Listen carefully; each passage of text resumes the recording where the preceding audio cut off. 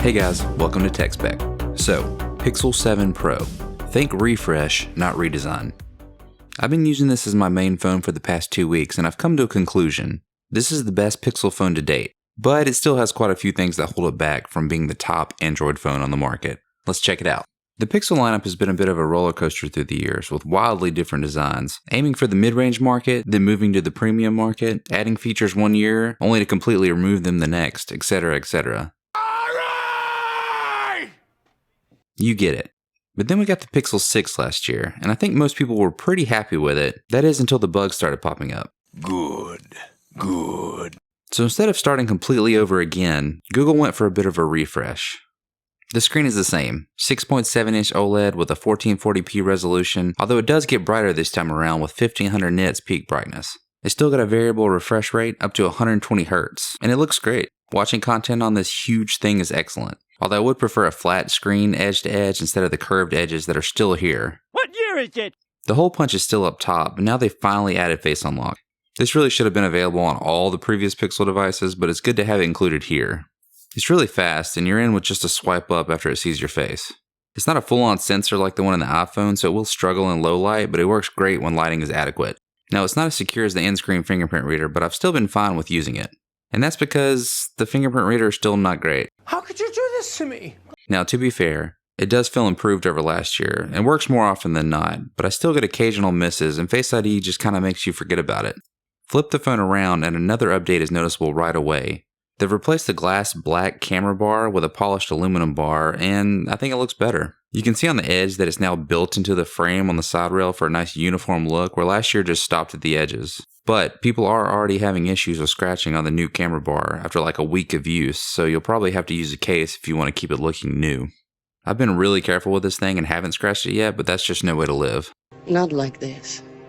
And in that scratchy bar, we have some updated cameras. Now the megapixel counts didn't change, and we still got a 50 megapixel main sensor, a 12 megapixel ultrawide, and a 48 megapixel telephoto lens. But the ultrawide and telephoto lenses are actually upgraded this time around. The ultrawide now offers a wider field of view and the ability to do macro shots. Not sure how useful that is, but I'll take it. The telephoto lens now offers a 5x zoom lens, up from the 4x on the 6 Pro, and also offers a really stable 30x zoom. We've also got a new camera mode called Photo Unblur, which uses software to try and clear up blurry shots.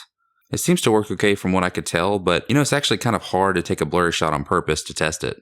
What's really cool is you can go back and use this on old photos that you didn't take on the Pixel 7 Pro.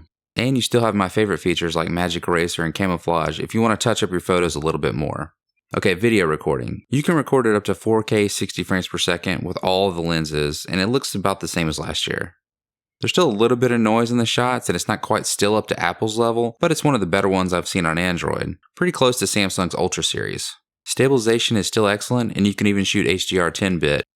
Powering all of this, we have the new 2nd Gen Tensor processor.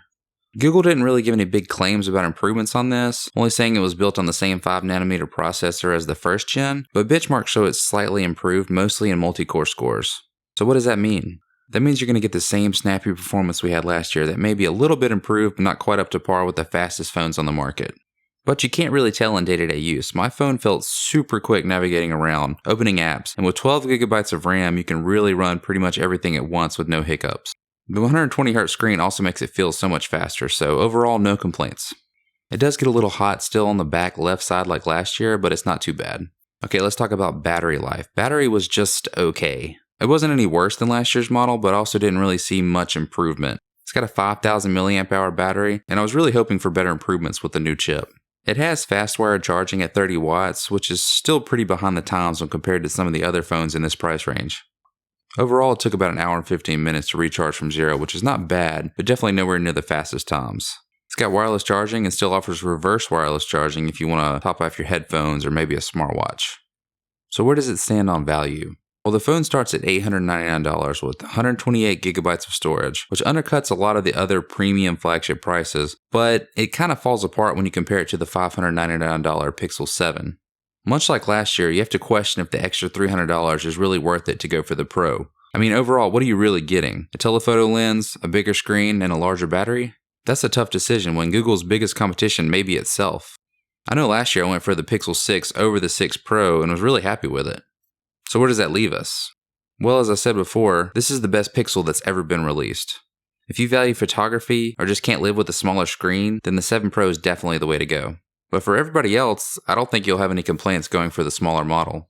But those are just my thoughts. What do you guys think? As always, I appreciate you watching. I'll have everything linked below if you want to check it out, and if you liked it, I'd appreciate it if you subscribed. I'll see you in the next one.